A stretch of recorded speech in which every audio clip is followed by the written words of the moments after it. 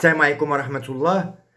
إذا نشرت جريدة الكونفيدنسيال الإسبانية مقالا مهما بتاريخ لو 12 ديسمبر، يعني البارح، وعنونت المقال سي مارويكوس أتاكا سيوتا y Melilla caerían en pocas horas son indefendibles.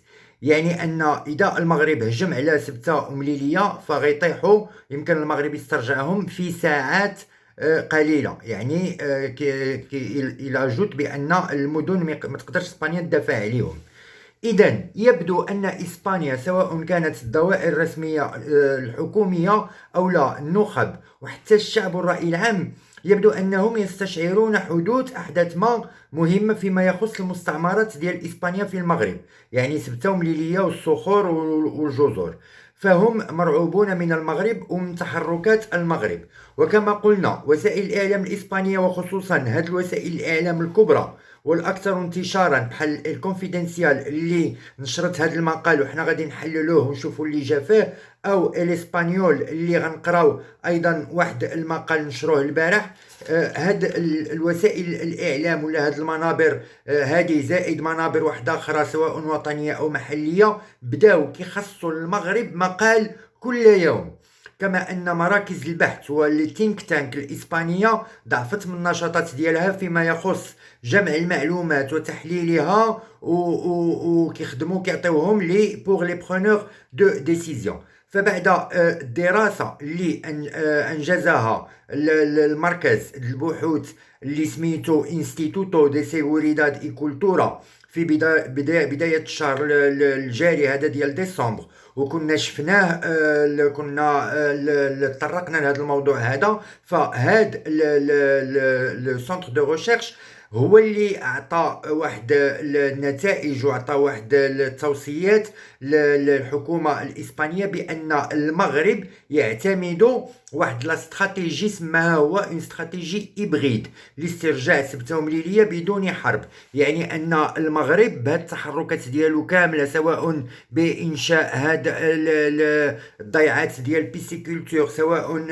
بهاد القضيه ديال انجاز واحد لا زون الكوميرسيال حدا سبته ولا يشد الحدود على سبته ومليليه. فكتقول هاد لي سونتر دو ريشيرش بان المغرب يعتمد واحد السياسه ولا واحد لا استراتيجي هيبريد بور ريكوبيري لا سوفرينتي على سبته ومليليه، الى ان جاء هاد المركز الابحاث ديال الدفاع ونجز هاد التقارير هادو.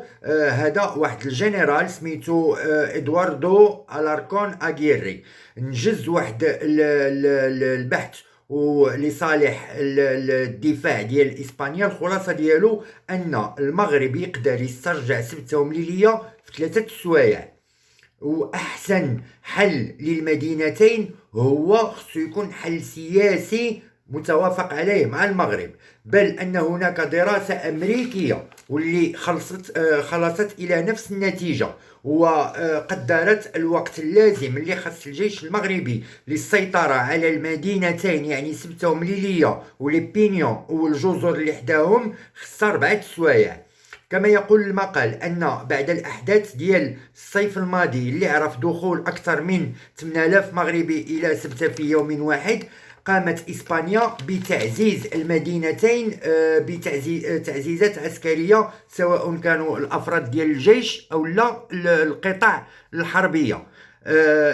وكما طلب زعماء ديال الأحزاب ديال البي بي وحزب فوكس طلبوا من الحكومة باش تبذل كل ما في الجهد ديالها كل ما في وسعها باش تدخل المدينتين سبته ومليليه في الحلف ديال لوطون، الحلف الأطلسي.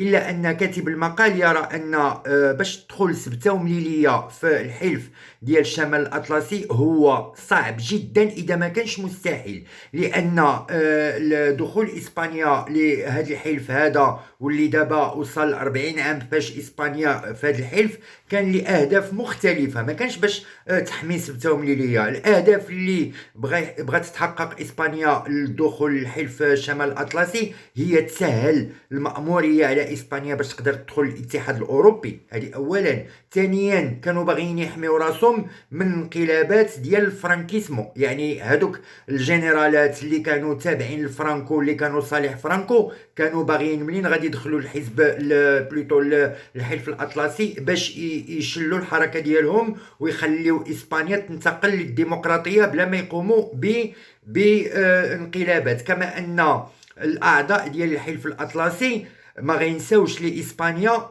اصطفافها إلى جانب الأرجنتين في حرب المالفيناس، فالحرب ديال جزر المالفيناس ما بين انجلترا والارجنتين كانت اسبانيا اصطفت لي جانب الارجنتين. فدابا ما يمكنش انجلترا تقبل باش تدخل سبتمليليه في الحلف الاطلسي، كما ان الولايات المتحده الامريكيه لا تنظر بعين الرضا لاي استعمار، وخصوصا استعمار بحال هذا ديال الثغرتين، يعني لي زونكلاف ديال سبتمليليه. من جهة أخرى نشرت جريدة الإسبانيول، نشرت جريدة الإسبانيول على بقلم الصحفية المتميزة سونيا مورينو، وهي من أهم الصحفيات الإسبان اللي لهم دراية كبيرة بالمنطقة ديال المغرب العربي وبالدول ديال المغرب العربي وبالاستراتيجيات ديالهم وبالسياسات ديالهم. نشرت خبر العنوان ديالو هو الرباط ديسبليغارا ميسيليس إسرائيليس en el estrecho en respuesta al refuerzo militar español en la zona.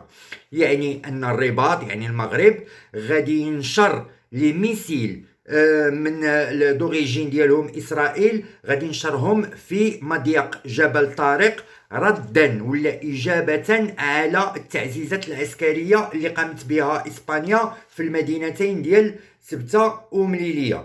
إذا كنشوفوا بأن التوتر كيزداد يوما بعد يوم ما بين إسبانيا والمغرب. وإسبانيا خصها دابا elle devrait faire la part des choses.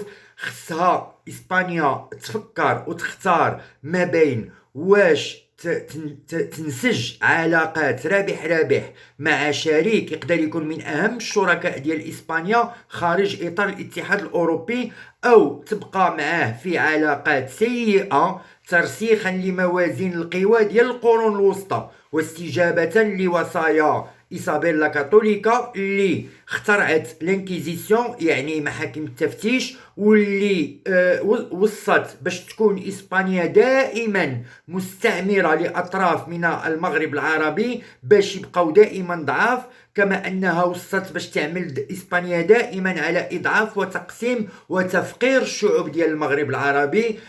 إذا ما على إسبانيا إلا أن تختار الطريق اللي بغات تمشي فيه. والسلام عليكم ورحمة الله تعالى وبركاته.